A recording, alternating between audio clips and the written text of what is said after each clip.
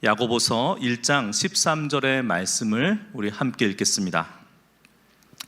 사람이 시험 받을 때 내가 하나님께 시험을 받는다 하지 말지니 하나님은 악에게 시험을 받지도 아니하시고 친히 아무도 시험하지 아니하시느니라. 아멘. 믿는 이들도 하나님의 자녀도 시험을 받습니다. 오늘 성경은 우리에게 그것을 분명하게 말해주고 있어요.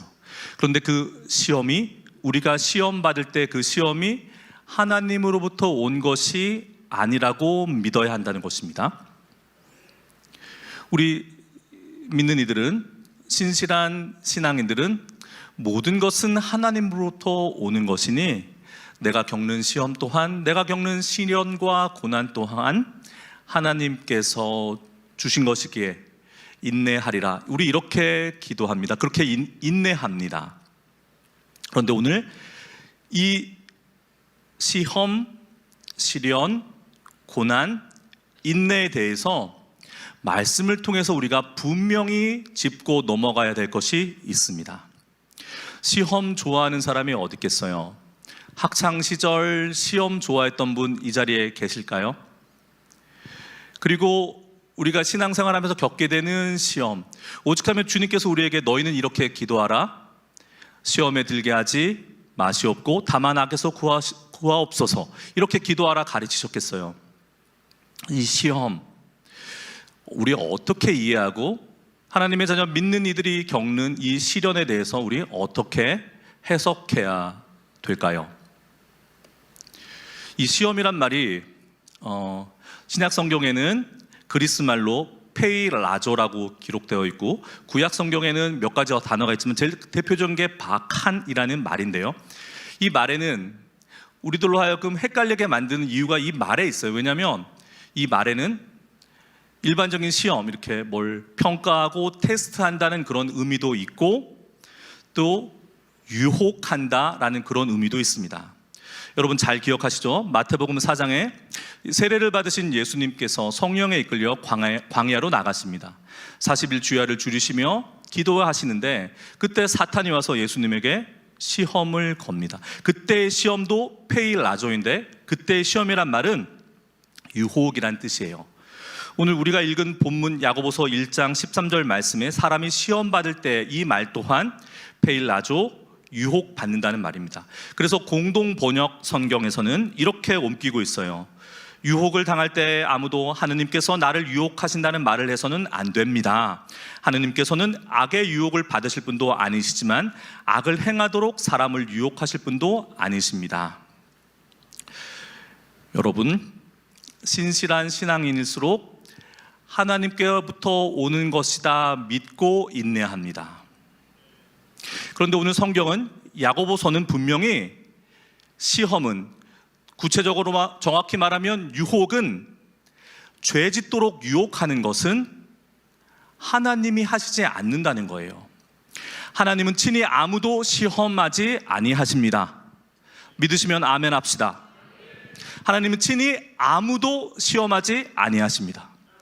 그리고 그 시험하지 아니하신다는 것은 그 말을 확증하기 위해서 하나님의 악으로부터 유혹받으실 수, 시험받으실 수 있으신가? 없잖아요.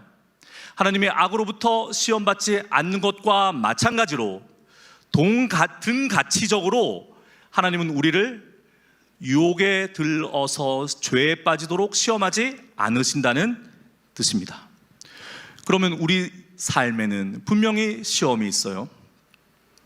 유혹이 있습니다. 그리고 시험이 됐건 유혹이 됐건 그 두 가지는 모두 공이 우리에게는 시련이에요. 믿는 이에게도 하나님의 자녀에게도 감당하기 힘든 시험이, 시련이 있습니다. 이거 어디서부터 오는 겁니까? 오늘 야고보서는 오직 각 사람이 시험을 받는 것은 자기의 욕심에 끌려 미혹됨이니 욕심이 잉태한 즉 죄를 낳고 죄가 장성한 즉 사망을 낳느니라, 이렇게 이야기하고 있습니다. 뭐라는 겁니까? 그 유혹이 우리로 하여금 시험에 들게 하는 것이 무엇이라는 것입니까? 욕심이라는 거예요. 우리들 신실한 교인들 참으로 욕심 없이 사시는 분들이세요. 세상 사람들이 보기에는 저런 실속 없는 사람들 이렇게 봅니다. 어디까지 더 욕심을 비워야, 욕심을 버려야 우리가 죄의 유혹으로부터, 시험으로부터, 우리가 겪는 시련으로부터 자유할 수 있을까요?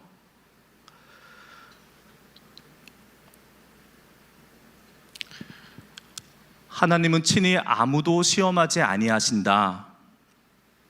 하나님 우리에게 일부러 시련과 시련의 함정과 고난 가운데 우리를 밀어넣지 않으신다, 이런 말씀인데, 오늘 밤 이 얘기를 좀 해야 되겠습니다. 해마다 9월이 되면 한 교인이 떠올라요. 욕심 없이 사셨던 분이에요.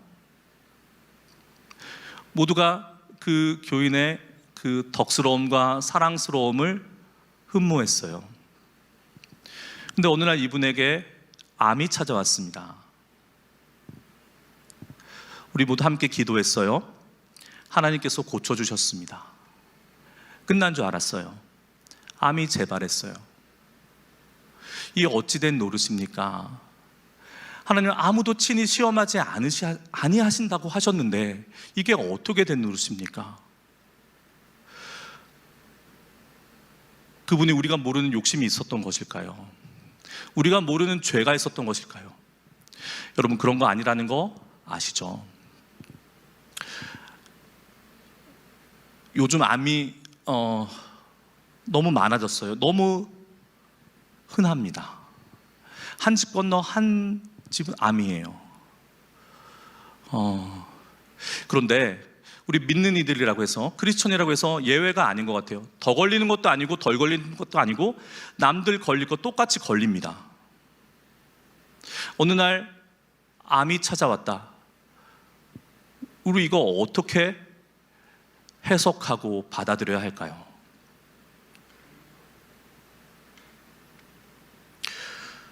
욕심이 잉태한 즉 죄가 되고, 죄가 장성한 즉 사망이 된다. 암의 이유가 무엇일까? 내가 무엇을 과하게 바랬던 것일까? 과하게 욕망했던 것일까? 지나치게 내가 탐닉했던 것일까? 그런 거 아니거든요. 하나님은 친히 아무도 시험하지 않으신다. 암은 하나님이 주신 것이 아닙니다. 믿는 이들이 암을 만나서 암투병을 하면서 일반인들보다 하나 더 고통스러운 것은 무엇이냐면, 하나님이 나를 치셨다. 하나님이 나에게 왜 암이라는 이 형벌을 주셨을까? 이 고통이 암 환우들의 그 마음을 더욱 어렵게 만들어요. 어떤 목사님이, 목사들도 예외가 아닙니다. 목사들도 암 잘 걸려요. 어떤 목사님이 열심히 목회하시고 특별히 교회 개혁을 위해서 열심을 내셨던 목사님이 암에 걸리셨어요. 하나님께 의지하고 고쳐주심을 바라고 그렇게 견디어 가던 중에 동료 목사가 그러길래, 목사님 왜 교회를 비판하고 교회 개혁을 주장했습니까? 그거 하나님이 목사님을 벌하신 겁니다 라는 말을 들었다는 거예요. 무너지는 겁니다. 모든 것이 무너지는 거예요. 여러분 정말 그러할까요? 이 목사님이 골방에 들어가 기도하기 시작했습니다. 하나님 정말 나에게 암을 주신 것입니까? 가슴을 치며 눈물을 쏟으며 기도했어요. 하나님이 이렇게 응답하셨대요. 내가 언제 너에게 암을 주었니?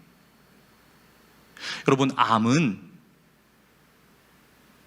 하나님으로부터 온 것이 아닙니다. 여러분 암이라는 게 어떤가요? 그 암세포의 그 생리라는 게 어떻습니까? 지극히 탐욕스럽고 이기적입니다.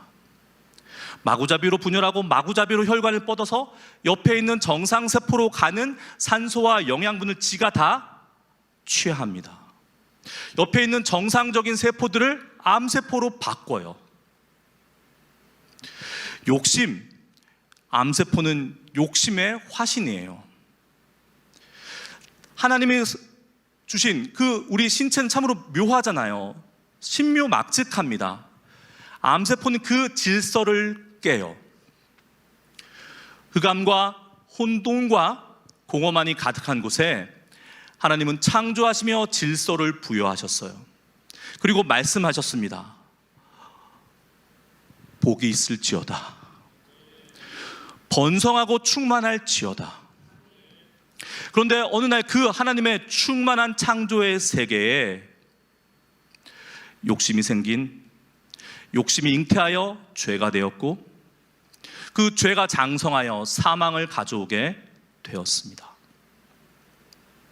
암은 하나님이 만든 것이 아니고 하나님이 우리에게 선물처럼 주신 그 놀라운 질서를 파괴하는 욕심으로부터, 욕심이 잉태된 죄로부터 생겨난 것입니다. 우리 오늘 저녁에도 기도할 때 암 환우들을 위해서 우리 기도합시다. 그리고 암을 가지고 계신 우리 교인분들 기도합시다. 하나님으로부터 온 것이 아니에요. 암은 하나님은 살기를, 충만히 풍성히 살기를 원하시지 결코 우리의 생명을 감하지 않으세요. 때로는 하나님도 우리를 징계하시고 우리를 벌하시지 않습니까? 여러분, 부모가 자식 잘 되라고 훈육하고 훈계할 때 회초리를 들지언정 몽둥이를 들지 않습니다. 하나님의 징계는 우리에게 아플 수는 있지만 우리를 다치게 하거나 해치게 하지는 않으십니다. 이 밤 기도하실 때 우리의 오해가 벗겨지기를 소망합니다. 암은 하나님으로부터 온 것이 아니에요. 하나님은 악한 일을 통해서 당신의 뜻을 행하지 아니하십니다. 우리는 하나님은 전지전능하신 분이라 고백하고 그렇게 믿고 삽니다. 전지전능하신 하나님께서, 그 수가 무한하신 하나님께서 왜 굳이 악을 통해서 당신의 선하신 뜻을 펴시겠습니까? 하나님 우리에게 악을 통하여서, 이때 악이라는 것은 재난과 사고와 질병과 하나님의 그 복된 창조와 반하는 그 다른 그것을 가지고 우리를 결코 징계하시거나 우리를 훈계하시거나 심판하지 않으십니다. 갈라디아서에서 바울 사도는 이렇게 말합니다. 내가 이르노니 너희는 성령을 따라 행하라. 그리하면 육체의 욕심을 이루지 아니하리라. 육체의 소욕은 성령을 거스르고 성령은 육체를 거스르나니 이 둘은 서로 대적함으로 너희가 원하는 것을 하지 못하게 함이니라. 욕심, 이 욕심도 두 가지 차원으로 이해하셔야 돼요. 개인적인 욕심도 있을 수 있습니다. 잘 살고 싶고 남으로부터 인정받고 싶고 남 위에 있고 싶고, 그리고 그런 욕심이 있습니다. 버려야죠. 비워야죠. 그러나 그런 개인적 차원의 욕심뿐만이 아니라 우리 인간이라면 다 갖고 있는, 인간이 이루고 있는 사회가 갖고 있는 욕심이 있어요. 여러분, 우리 지난 여름 나면서 왜 이렇게 덥지? 더워도 이렇게 더울 수가 있나? 이렇게 날씨가 이상한 이유는 우리가 그만큼 에너지를 많이 썼기 때문이다. 우리 모두가 다 인정하고 인식하기 시작했어요. 그렇죠? 우리의 욕심이 기후 이상을, 이상 기후를 가져온 것입니다. 편하고 싶잖아요. 누리고 싶잖아요. 더 많은 자원을 사용하고 더 많은 에너지를 쓰고, 또 하나 더 있어요. 욕심 더 있습니다. 남들보다 모자라지 않게 써야 되고, 하나 더 있어요. 가성비 따져서 경제적으로 써야 됩니다. 욕심인 거예요. 이 욕심이 가져온 결과를 우리 지금 올 여름 경험하고 있는 겁니다. 하나님의 그 놀라운 창조 세계를 우리의 욕심이, 나 하나의 욕심이 아니에요. 내가 언제 그 욕심, 우리가 모두가 모여있는 인류가 하나님의 창조 세계에 가하는 위해가, 우리의 욕심의 결과가, 그것이 하나님의 뜻과 질서를 반하는 죄가 되어서 나타난 결과입니다. 여러분,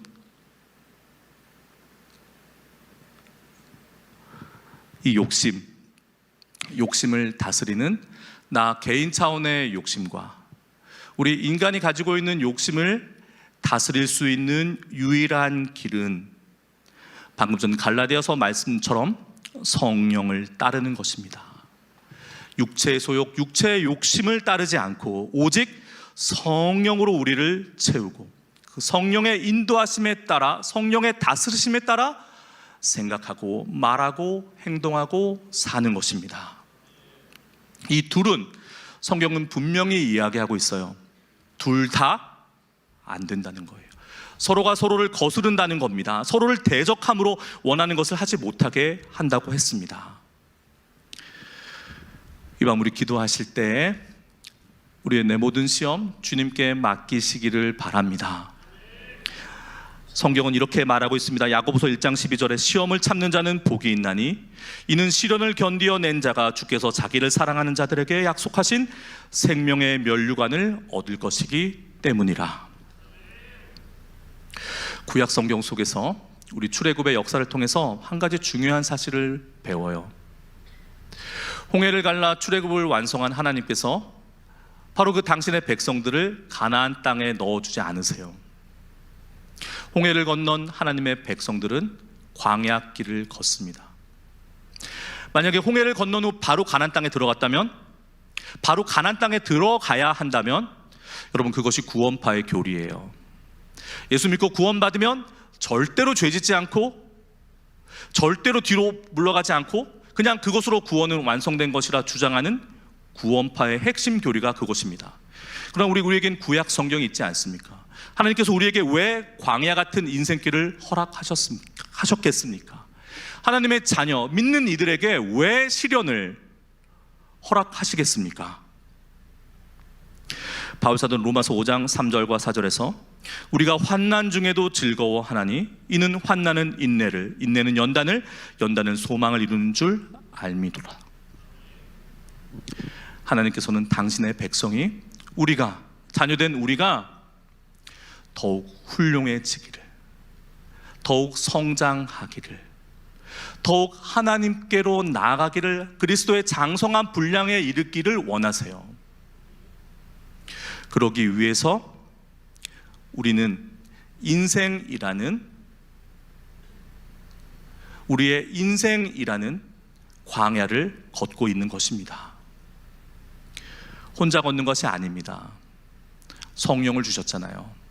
하나님의 자녀가 욕심 잉태하여 죄를 낳고 죄가 관영하여 사망을 낳는 이 세상에서 하나님의 자녀가, 하나님의 백성이 하나님의 말씀대로 살려면 얼마나 고단하겠습니까? 혼자 힘으로 살 수 있겠습니까? 그러니 성령을 주신 것입니다. 우리 안에 오셔서 친히 우리를 다스리시면서 우리 육체의 소욕, 욕심을 이기시면서 우리로 하여금 하나님의 자녀로 살아가게, 자라나게 하십니다. 그 가운데 암을 만날 수도 있습니다.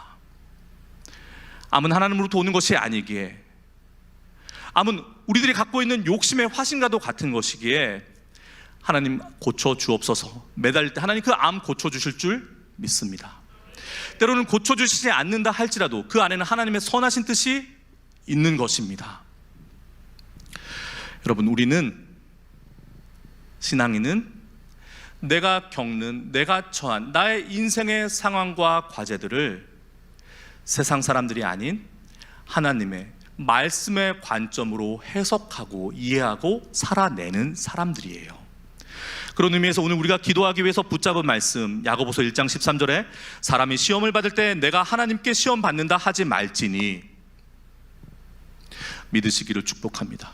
우리 믿으시면 다시 한번 아멘 합시다. 하나님은 악에게 시험을 받지도 아니하시고 친히 아무도 시험하지 않으십니다.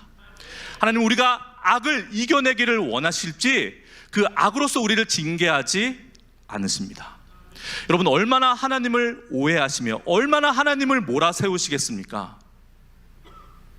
아버지를 나에게 몽둥이를 쳐서서 나를 부러뜨리고 나를 상하게 하신 분으로 오해하시면 어떡합니까? 이 밤 기도할 때 우리가 하나님을 진정 우리 주님 아버지로 믿고 인정하고 누리고 나가며 기도하지 못하도록 하는 것으로부터 벗어나기를 축복합니다. 하나님 부르십니다. 나의 아들아 나의 딸아 친밀한 나의 안에 들어와서 나에게 자녀로서 구할 것을 구하라. 우리를 부르십니다. 두려워하지 마십시오. 두려워하지 마세요. 겁나지 마세요. 우리의 오해, 잘못된 이해, 그리고 사탄의 방해 때문에 생긴 하나님의 오해로부터, 하나님에 대한 오해로부터 그거 모두 말끔히 벗어 던지고 이 밤 오직 선하신 우리 하나님 아버지께 감사함으로 기대함으로 기도하며 나아가십시오. 인내가 연다는 소망을 이룰 줄 믿습니다. 기도하시겠습니다. 거룩하신 하나님, 선하신 우리 아버지시여, 너무나도 선하시기에 우리를 기다리시며 우리가 아버지를 온전히 이해하기를 기다리시며 그런 온전한 이해를 가지고 아버지께 자녀로서 구하기를 이 밤 원하시는 줄 믿습니다. 기도할 때 우리의 기도를 자녀의 기도로 받아 주옵소서. 어려움 가운데 아버지의 도우심을 구하는 주의 자녀들에게 오늘 밤 특별한 은총으로 임하여 주셔서 잘못된 이해와 오해로부터 벗어나서 온전히 구할 것을 오직 감사함으로 구하게 하여 주옵소서. 감사드리오며 우리 주 예수님의 이름으로 기도합니다. 아멘.